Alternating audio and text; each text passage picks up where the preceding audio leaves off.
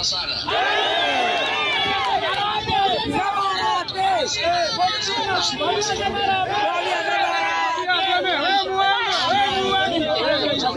Narok kwa siku mingi. Na mimi naheshimu nyinyi watu ya Narok, nyinyi ni waangwana. Nyinyi ni mashujaa. Nyinyi ni watu ya msimamo. Nyinyi hamwezi nunua uoga.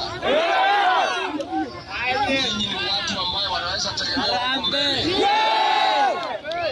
Nataka niseme asante sana watu ya Narok. Asante sana.